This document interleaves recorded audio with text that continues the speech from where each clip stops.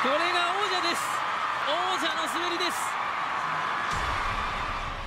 日本中が熱狂した羽生結弦、宇野昌磨、日本フィギュア界初のワンツーフィニッシュ。よ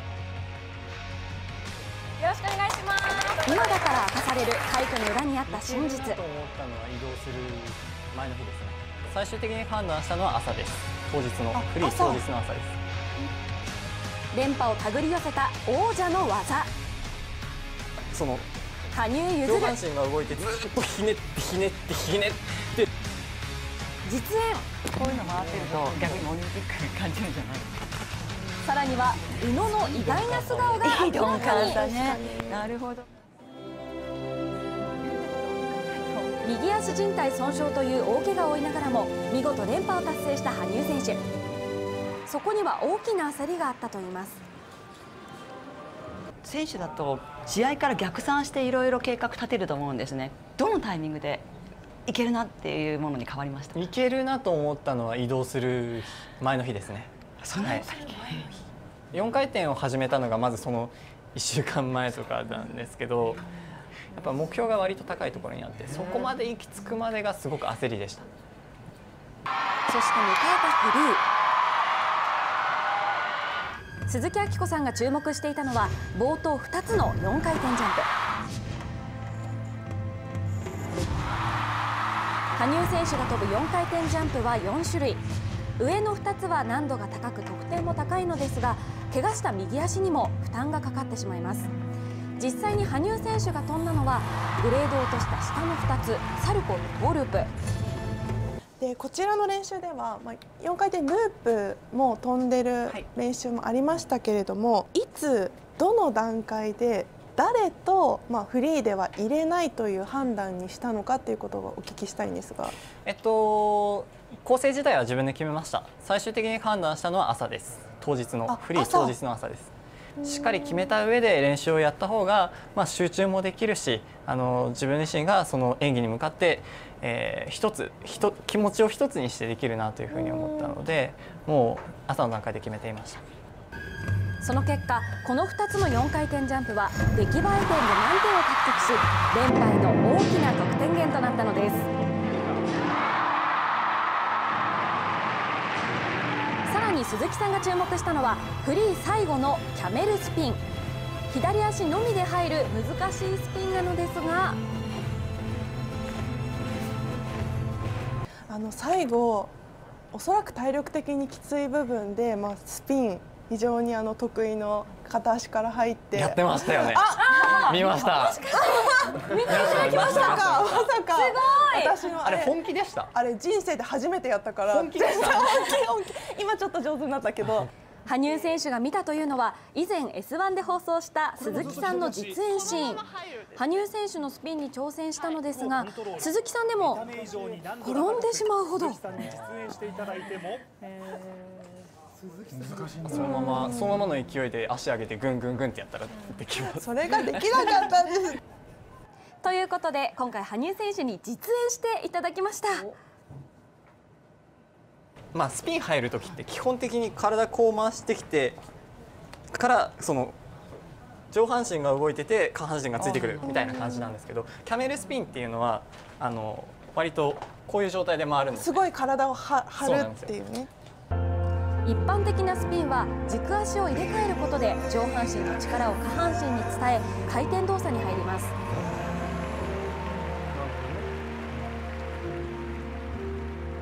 それに対し羽生選手のキャメルスピンは軸足を入れ替えずにそのままの体勢でスピンに入ります。一体どのように回転まで持っていくのでしょうか。こういう状態で入ってきます。でこのままこういくんですけど、これをずっとひねってひねってひねって伸ばすみたいな感じです。それがねうまくいかない。片足だと難しいんですよね。羽生選手は上半身を猛スピードで振り回し遠心力で回転しているんです。しかも片足のみ。高いボディバランスと体力が必要となります。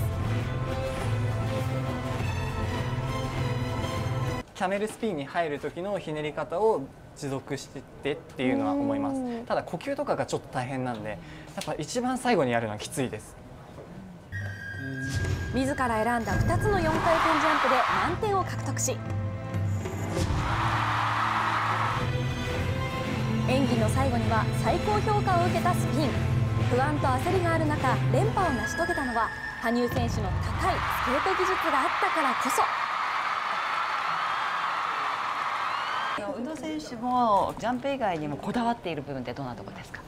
ジャンプだけがフィギュアスケートじゃないので、僕的にはジャンプ以外の方が上手くなりたいと今強く思っているところなんですけれども、ただ4回転が多くなっていくとやはりプログラムを滑っている時にジャンプ以外に気が回らないことが最近多いので、もっと余裕ができたら僕のもっと演技を皆さんに見せられたらなと思います。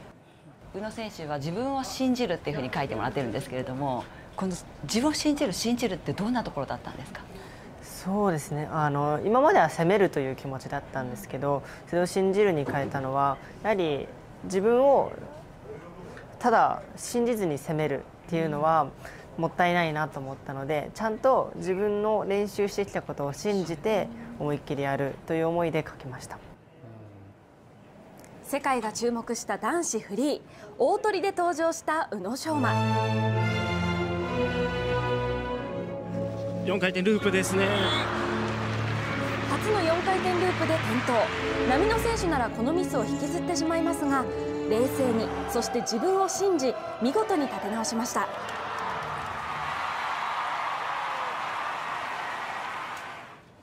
試合後にはもう1個目のループを失敗した時点でちょっともう笑えてきました笑えてきました実際演技中笑顔を見せていた宇野選手。す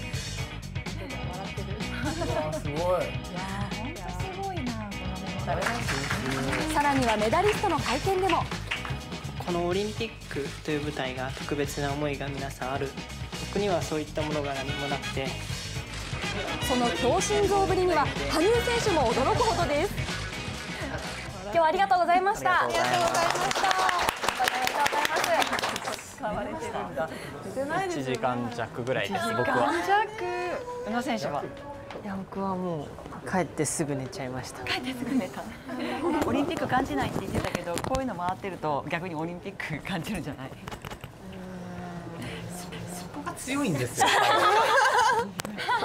鈍感さを持って。いい鈍感さね。なるほど。そういうの大事じゃないですか。感じないでっていうのは強いですね。高橋さん、インタビューしてみていかがでしたか？いやもう今羽生選手がおっしゃったように、宇野選手のメンタルの強さはいい意味で鈍感なんだと。自分は逆にとても繊細で研究したことをこの結果に結びつける、本当に真反対の性格ですごく楽しい取材でしたね。ただその滑れなかった時期も体の使い方であったりとか、また論文なんかでいろんな角度で準備をしてきたことというのがこの逆境でも自分らしさを出せた、そこにつながったんじゃないかなと思いました。準備って大切ですね。